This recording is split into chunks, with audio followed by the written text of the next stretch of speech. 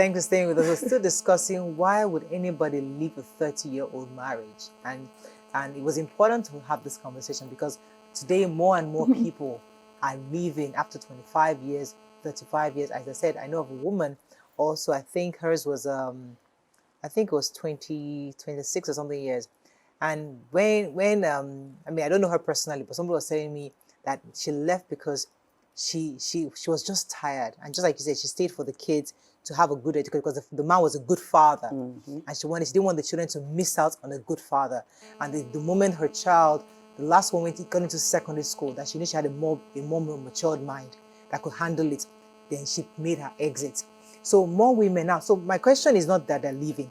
My question is that what happened to that notion that it's a beautiful thing to stay, to have a companion till you're old, have someone to talk to, to grow old together. You know, you're holding each other's hand, we're managing to church, you're going Sunday. You know, that was the picture that was painted to us growing up. Like, listen, that's the ideal.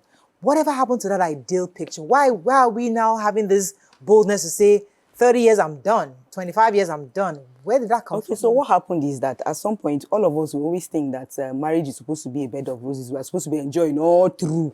We forget that there are times that it's going to be bumpy. And when it becomes bumpy, instead of us to try and resolve and be okay, then we'll now build resentments. We build resentments and then we are so angry that we can't even forgive our spouse. And this is what happens. Like, I've seen a lot of it. I've seen someone, there's a family that I know, like this karma that you can talk about, that karma does not work with me, to me. It wastes time. It takes a long time. What's that? Karma. So this family, they were going to very good schools and all. So she found out that her husband was cheating on her. So she left the house, waiting.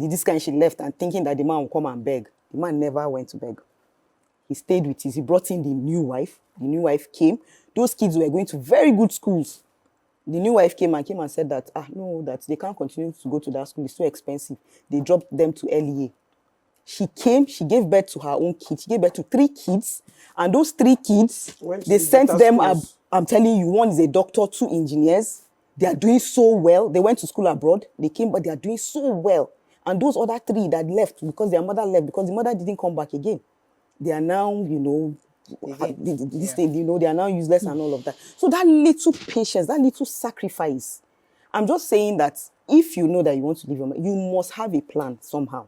I'll come back to that. That's an interesting topic. I'll come back. Let's take Hassan. Hassan, thanks for calling. You're live. Good morning, Hassan from Lekki. Okay. So, yeah. Hello, Hassan, we don't do your area now. Okay, thank you very much, Mikey. Thank you. Please, you see, in Islam, a man can divorce. A woman can seek for divorce. Is there. But Islam, God allows divorce. And at the same time, God frowns at divorce. Because of the implication of divorce. Marriage is about sacrifice. Marriage is about forgiveness. I can see some of you, Nima, emphasizing that a woman sacrificing because of her children. We men, we live with some women because of their children also. And even some men that took second wives, they took it because they don't want to divorce the first one in sympathy for her children. That is the basic thing. But you see, what is very clear here, my advice to women, look, for you to have a very good children, for the safety of your children, for the security of your children, for the well-being of your children, please exercise patience and live in your marriage. There was never a bed of roses anywhere. You see, life is not about living with somebody. No. Life is about living with somebody you cannot live without. Right from the beginning of marriage, people should sit down and ask themselves, can I live without this man before I go into the marriage? It's not about, let me put my head somewhere. In most marriages, women look for where to put their head, not where is comfortable for them or where they will feel loved. Good morning. Thank you very much. Thank you very much. Interesting. I was going to ask. To agree with us. Sir. I'm telling you, I'm going to now have to agree. You see, I'm struggling, to agree with you. I have this friend that her parents left each other.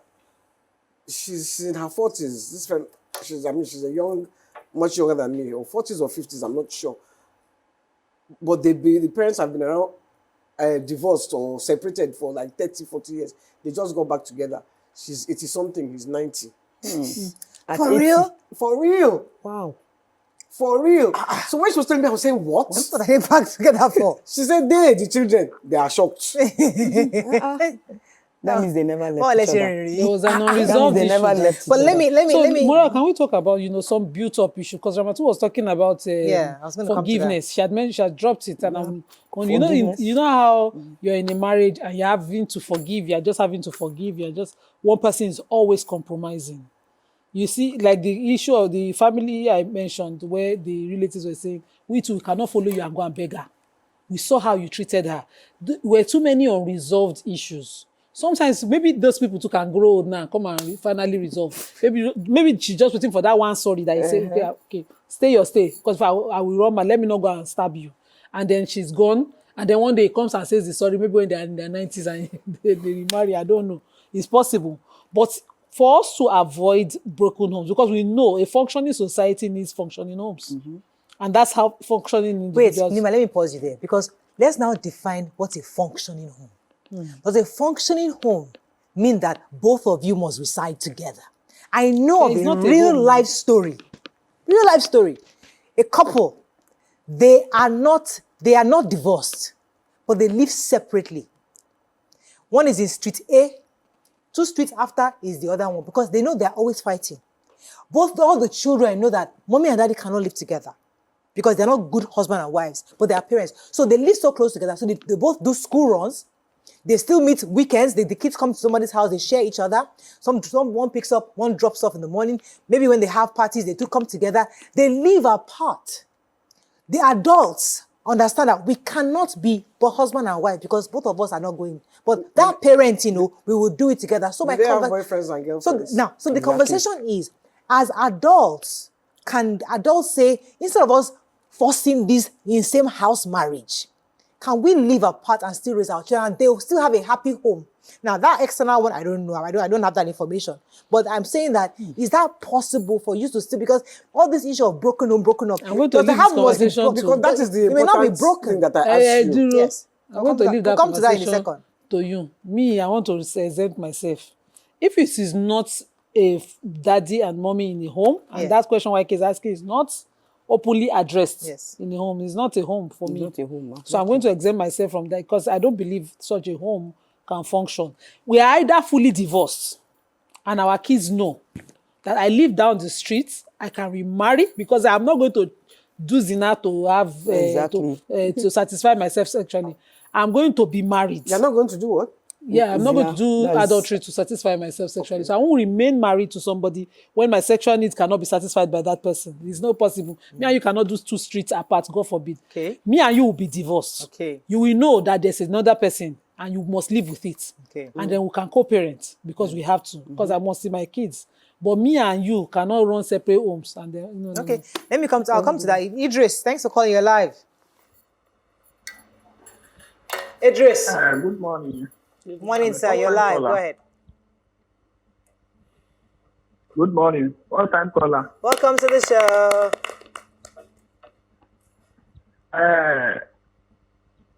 I thank you people. I really interested for this program that you are discussing about the marriage. You see, marriage is about sacrifice. Without sacrificing in marriage, nothing else. And anything can happen in marriage, which is tested by God Almighty. And once it comes like that, you need to think about it before you take exit. May God help all of us, both man and woman. Thank you, Idris. Now, let me use the word he used, sacrifice, and go back to what you said, Ramat. What is sacrifice and what is bumpy? What is patience? How do we define these things today? Because you're saying be patient. Marriage is about sacrifice. What exactly are you sacrificing? Because sometimes young women are kind of raised to understand that, okay, your husband cheats, okay, maybe it's not a deal breaker. Because a lot of women have conditioned their mind that cheating is not a big deal breaker. But there are other things that are deal breakers to lots of other women. That such that if you don't leave that marriage, your children you're just regurgitating the same thing. Your children are going to they'll be married to the type of person their husband, their father was. Your boys will be like that, their father. We're not fixing the problem. So when they say be patient, it's like you leave that same attitude and your children observe the bad behaviors that you would have walked away from. And then they become exactly the same thing. Or the daughters marry their fathers or their mothers. Okay, so for me, the walking away from a marriage, right, is, okay, what's the possibility that when you walk away, that you are going to, get a better person? Because that one is going to come better. Some people are not looking for better. They just want peace of mind. They want peace of mind, but they won't go and stay alone. We've seen a lot of them. Most of the women that divorce their husbands, they go sit down on their own and start following other people's husbands. So you are not really solving the problem. You are going to go and cause problem in other homes. So my own take is you have to make that sacrifice somehow, because you've already put your mind that you're going to go into marriage. It's not going to be bed of roses. There are trials. You are going to go through trials. You are going to be tested. Face your testing. Pray hard. Do everything. But make sure that at the end of the day, because so now you're entering a marriage. You are putting your happiness. Your happiness is now dependent on the other person. You yourself, you have to be very happy. You have to put that happiness in you. You are not burdening the other person to give you that happiness. You have to be happy so that the marriage can come out. Beating you. That's the only one. That's even in the Quran. It states that once you but if a woman divorces from that, say she no go marry again. That because one is she's physical. most likely that going one is that one because you may not be alive. No, I don't so want. That one is okay. I didn't want the use of you breaking any home, because in Islam, if you're pushing the Islamic argument, we are polygamous. So if you leave a marriage, you go marry. Somebody will marry your husband. But most of them are not going. They don't leave their marriages to go and get married. Most of them they sit down. They are doing zina up and down. They are committing this thing up and down. So that's what's happening. No, the zina they are committing is so that maybe they will meet the right one. And but that's not how it's done Islamically. Because of course you can't start doing all of those things. So marriage comes. Let me go on a very short break. When we come back, we'll unpack this further. Stay with us. We'll be right back.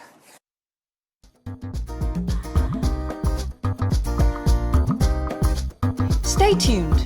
Your View will be right back.